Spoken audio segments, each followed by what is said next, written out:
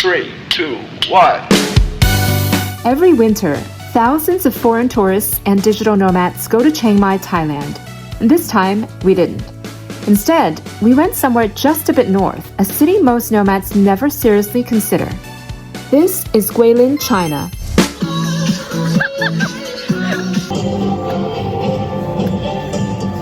I'm Chinese, and as a digital nomad myself, I brought a small group of foreign nomads here to experience the city slowly, living locally, working remotely, and staying for a full month. And wow, did we make the right choice? Because just a few days after arriving, we somehow became part of a dragon. Wait, what? Huh? Okay. Are you ready? Let me rewind. As the retreat host, I flew in first to Guilin to scope out our accommodation. This is my second time in Guilin. Last time I was here, I was a child 25 years ago. To my surprise, Guilin is now more beautiful than I ever remembered. We're staying in a bookstore-themed hotel. They have a really cute tea ceremony kind of table here, and with a divider, and that's the bedroom area. A huge desk is right behind, lots of place for storage, and this is the bathroom. And now let me take you to the outside area. Look at that. It's actually really big. And today, Guilin has perfect weather. Almost feels like LA. Attendees of our retreat are remote workers from all around the world. As they arrived, we kicked off the retreat with a delicious dinner at a lantern-filled restaurant nearby our hotel, and the next morning, a hike up to a unique coffee shop right on a cave with the absolute best view of Guilin.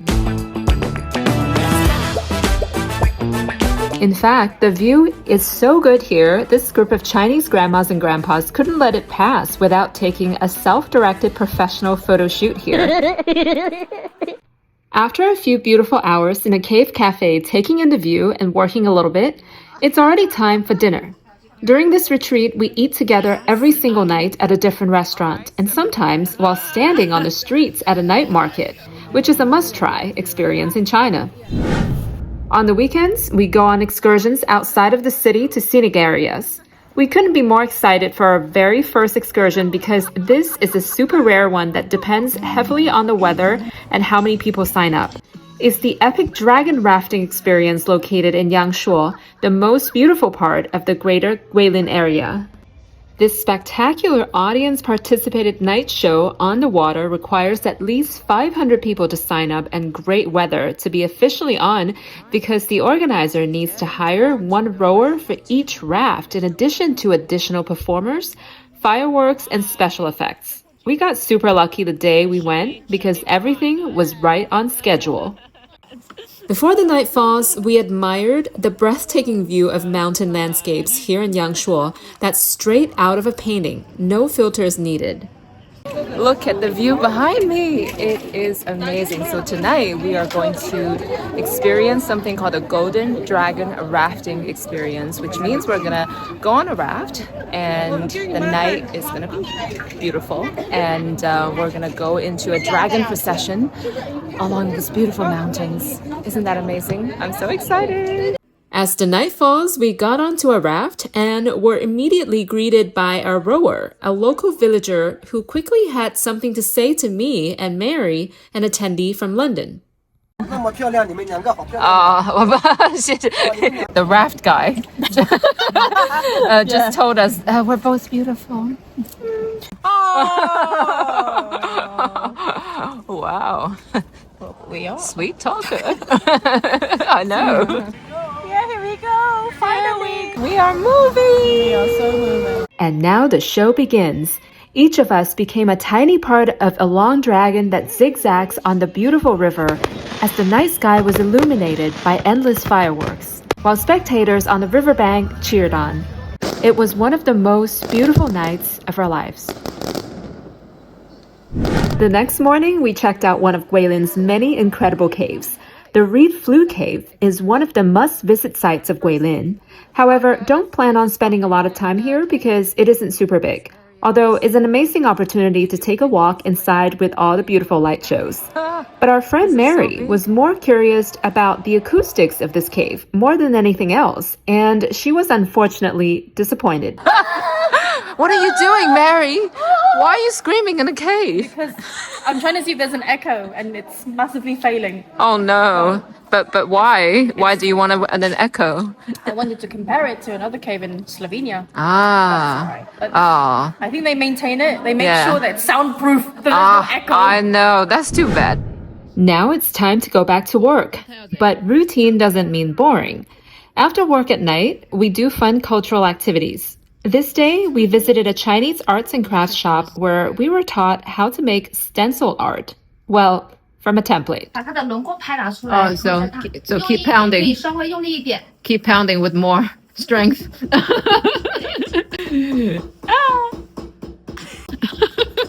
So it's pounding, basically. It's like we're cooking the art.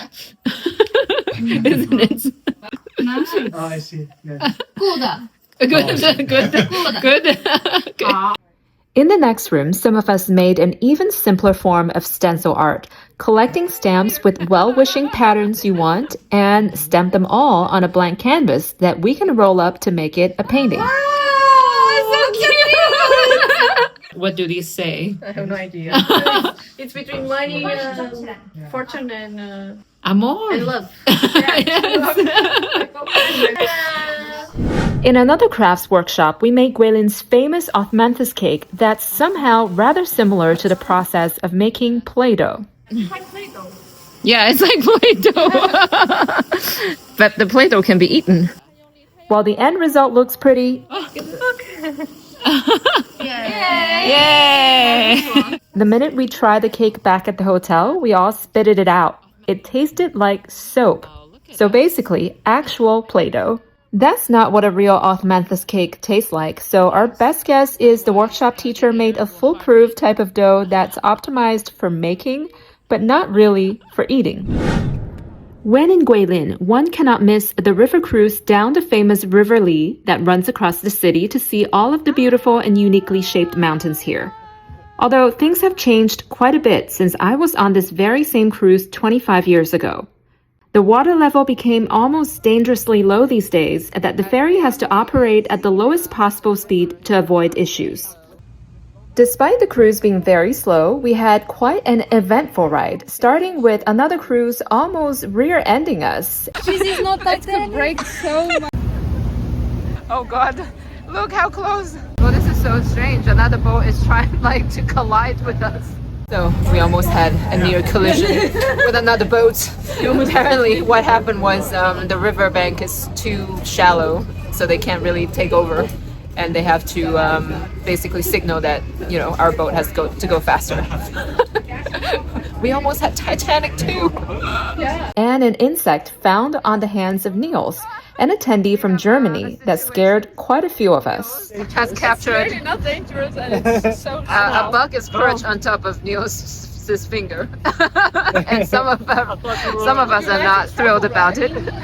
Anna has... Oh no, I'm sorry. The rest of the cruise was quite peaceful, with a bit of a surprise. We realized people love waving at another boat, almost nonstop. So we joined in the fun as well. Roy is waving. We are waving. We're waving.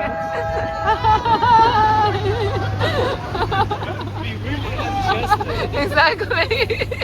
Of course, when on a cruise, one cannot resist the urge of reenacting the famous scene from Titanic, especially if you're a long-term couple like Saskia and Roy from the Netherlands, who are expecting their first baby.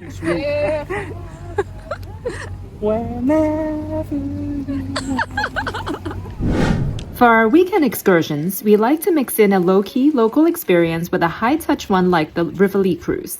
So the next day of the weekend, we went to a local village. This village called Dashi Ancient Town. It's a local village 30 minutes away from Guilin, famous for its well-preserved ancient architecture and apparently some very friendly locals who are eager to show us their instruments. I almost want to buy something because grandma looks so cute.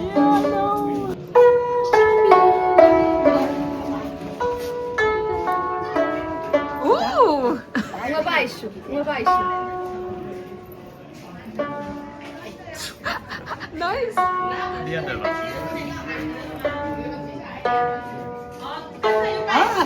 Oh, nice.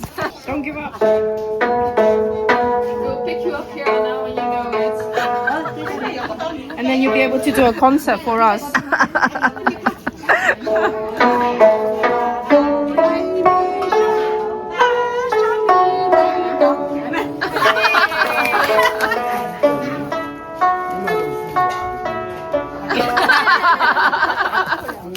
So Anna, we will pick you up in an hour, Yeah. and then we want to hear your Full song. performance. Yeah, for sure.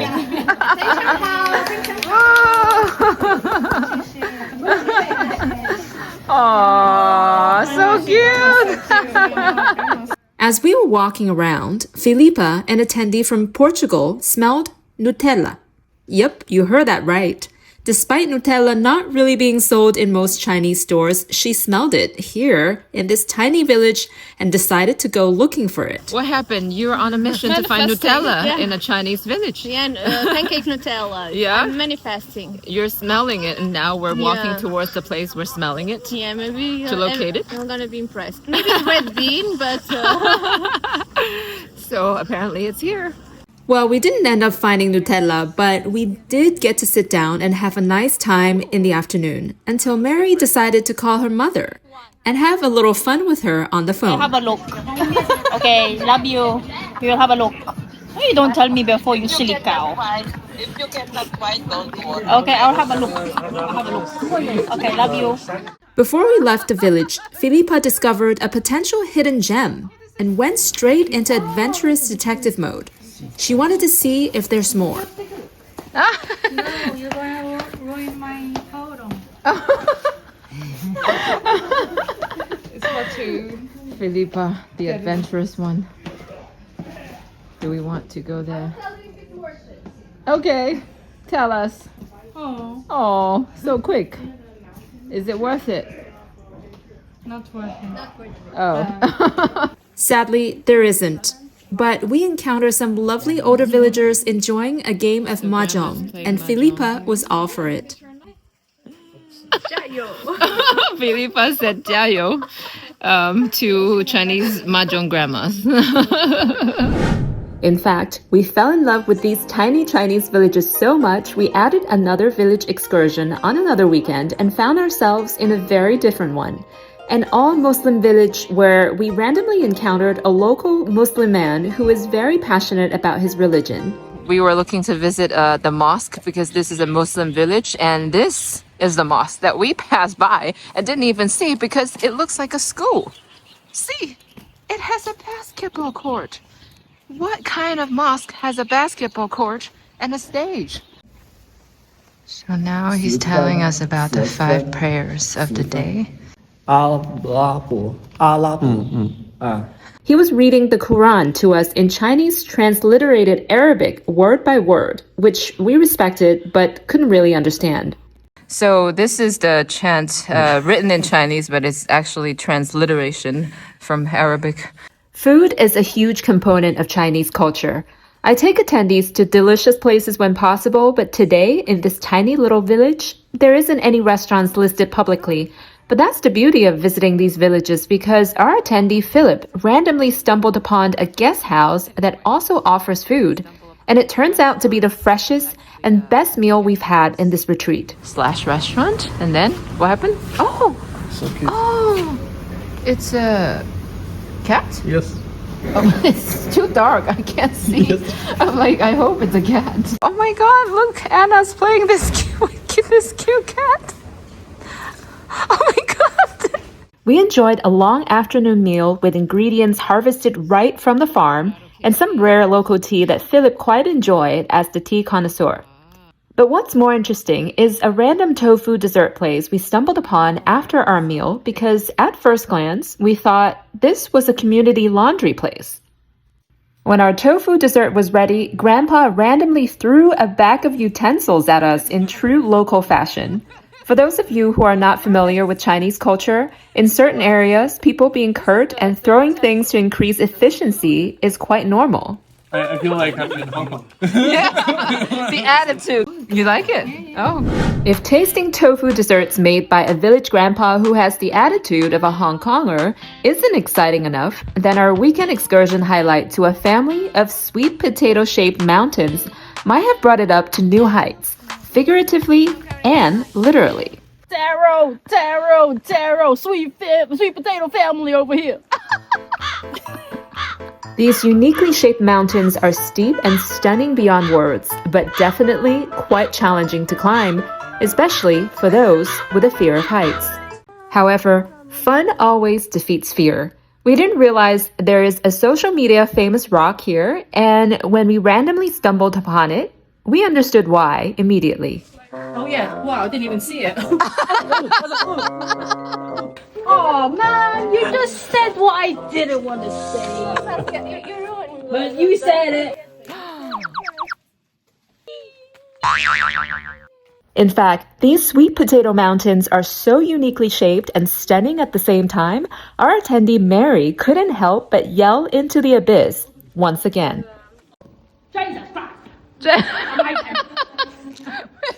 Mary, you always do the most unexpected thing.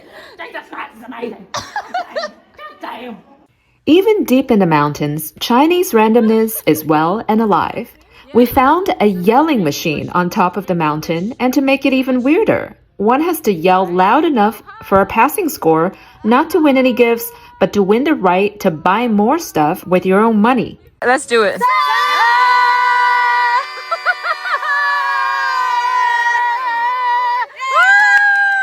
Success!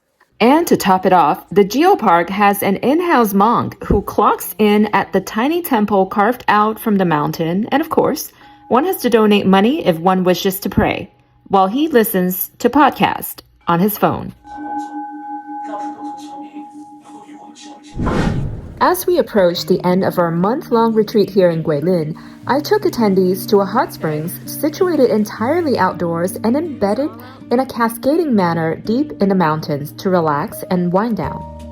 Like in our last retreat, a theme common in Chinese hot springs seems to be temperature control problems. It was either too hot or too cold. Funny thing, we tried 45 degrees and all of a sudden it's scalding. So there's nothing that's in between. It's either lukewarm or like burning. When one is surrounded by great company in a beautiful city perfect for slow life and productivity like Guilin, time flies. Looking back at the retreat, the best things are actually beyond the beautiful scenery we admired together.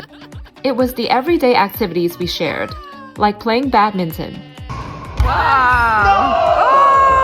Okay, that's it. Yay! Like rekindling our child spirit at the arcade.